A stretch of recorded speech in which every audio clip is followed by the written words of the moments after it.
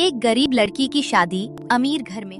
जेठानी ने उसे बहुत परेशान किया और चोरी का इल्जाम लगाकर घर से निकाल दिया।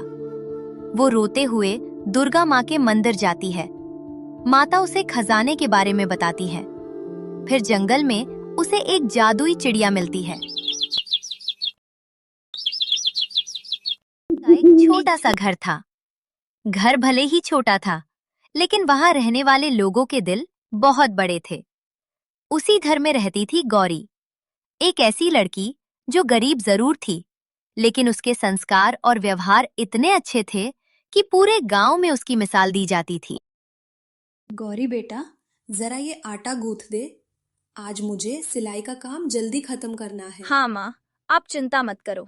आप सुबह से काम कर रही हो, थोड़ा आराम भी कर लिया करो। बेटी, गरीबों के नसीब में आराम कहाँ, लेकिन तुझे देखकर सारी थकान दूर हो जाती है।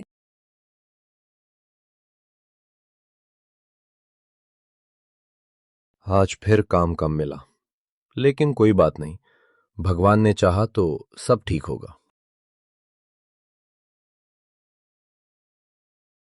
पिताजी, आप परेशान मत हुआ करो, एक दिन सब अच्छा होगा। उसी गांव से कुछ दूरी पर शहर का सबसे बड़ा और अमीर परिवार रहता था, रघुवंशी परिवार। बड़ा महल, नौकर चाकर, गाड़ियां और अपार दौलत। लेकिन इतनी संपत्ति होने के बाद भी उस परिवार को अपने छोटे बेटे अर्जुन के लिए ऐसी बहू चाहिए थी जिसमें संस्कार हों। मैंने बहुत अमीर घरों की लड़कियां देखी, लेकिन सब में घमंड है। मुझे अपने अर्जुन के लिए सरल और समझदार बहू चाहिए। अगर संस्कारी लड़की चाहिए तो एक लड़की है, गौरी। गरीब जरूर है, लेकिन पूरे गांव में उसकी तारीफ होती है। गरीबी कोई दोष नहीं है, लड़की अच्छी होनी चाहिए। जब रघुवंशी परिवार गौरी के घर रिश्ता लेकर पहुंचा, तो गौरी के माता पिता हैरान रह गए। उन्हें विश्वास ही नहीं हो रहा था कि इतना बड़ा परिवार उनकी बेटी को अपनी बहू बनाना चाहता है। हमारा घर बहुत छोटा है, आप लोग बैठिए ना। घर छोटा नहीं, दिल बड़ा होना चाहिए। लेकिन हम आपकी बराबरी नहीं कर सकते। हमें बराबरी धन से नहीं, संस्कारों से चाहिए।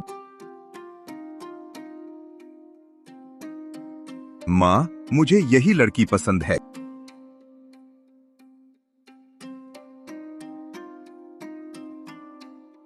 जी।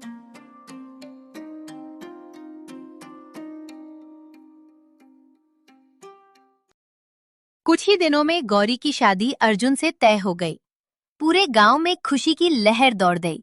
गरीब घर की बेटी अब शहर के सबसे अमीर परिवार की बहू बनने जा रही थी।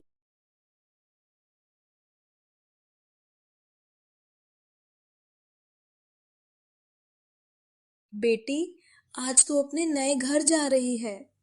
वहाँ हमेशा अपने संस्कार बनाए रखना। माँ, मैं आपको छोड़कर कैसे जाऊंगी? बेटियां पराया धन होती है, लेकिन अच्छे कर्म कभी साथ नहीं छोड़ते।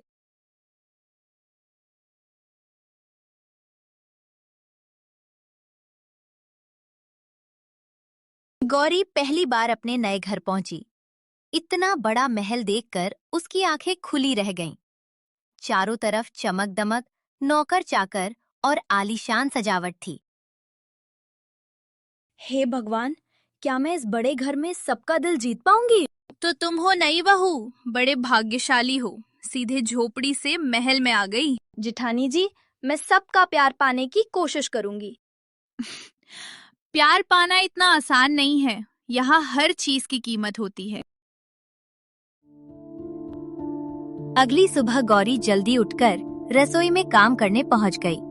वो सबका दिल जीतना चाहती थी, लेकिन कविता को ये बिल्कुल पसंद नहीं था। जेठानी जी, बताइए मैं क्या मदद करूं? तुम बस दूर रहो, ये महंगे बर्तन तुम्हारी बस के नहीं हैं।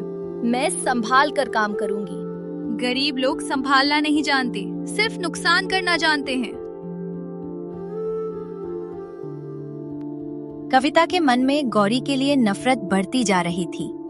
उसे डर था कि कहीं गौरी सबका दिल जीतकर उसकी अहमियत कम न कर दे। इसी जलन में उसने एक खतरनाक योजना बनाई। अब देखती हूँ ये गरीब लड़की इस घर में कैसे टिकती है।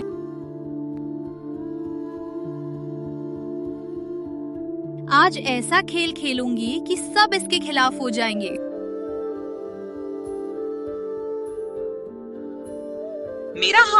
मेरा हीरे का हार गायब हो गया। माँ जी, मेरा कीमती हार गायब हो गया। क्या हुआ बहू? घर में नई बहू आई है और उसके बाद ही ये हुआ है।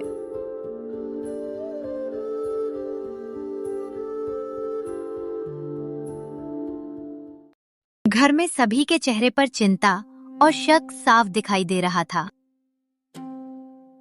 जब तक हार नहीं मिलता सबके कमरे की तलाशी होगी। मालिक, हार मिल गया। कहाँ मिला? नई बहू गौरी के कमरे से।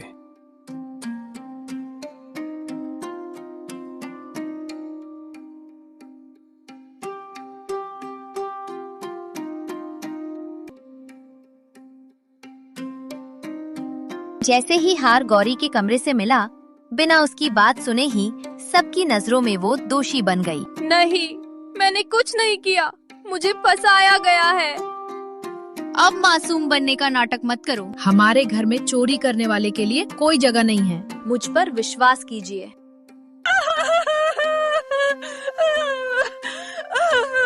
उस रात आसमान में तेज बिजली चमक रही थी। बारिश इतनी तेज थी मानो खुद आसमान भी गौरी के दुख में रो रहा है। हे भगवान, आखिर मेरी गलती क्या है? चलते चलते गौरी एक पुराने दुर्गा मंदिर पहुंच गई। हे माँ, अब इस दुनिया में मेरा कोई नहीं है, आप ही मेरी रक्षा कीजिए। अचानक मंदिर में तेज प्रकाश फैलने लगा, घंटियां अपने आप बजने लगी और पूरा वातावरण दिव्य हो उठा।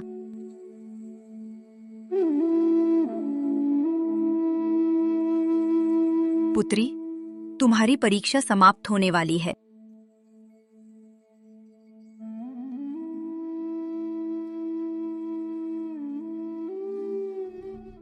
माँ दुर्गा के आशीर्वाद के बाद गौरी मंदिर से बाहर निकली। उसके चेहरे पर अब डर कम और उम्मीद ज्यादा थी।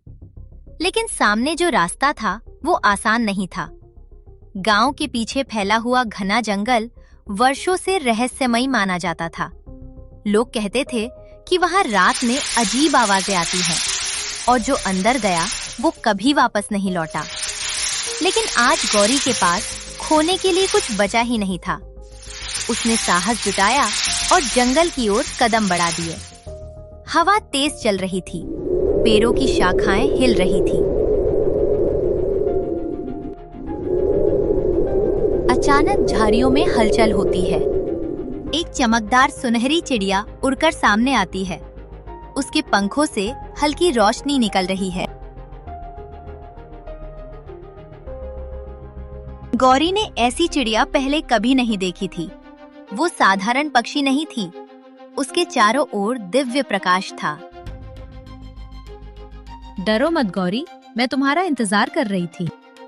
तुम बोल कैसे रही हो? मैं साधारण चिड़िया नहीं हूँ। माँ दुर्गा ने मुझे तुम्हारी सहायता के लिए भेजा है। तो क्या आपको खजाने के बारे में पता है?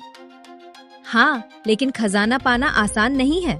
वहाँ तक पहुँचने के लिए तुम्हें अपने डर, लालच और धैर्य की परीक्षा देनी होगी। मैं हर परीक्षा के लिए तैयार हूँ। मेरे पास खोने के लिए अब कुछ नहीं है।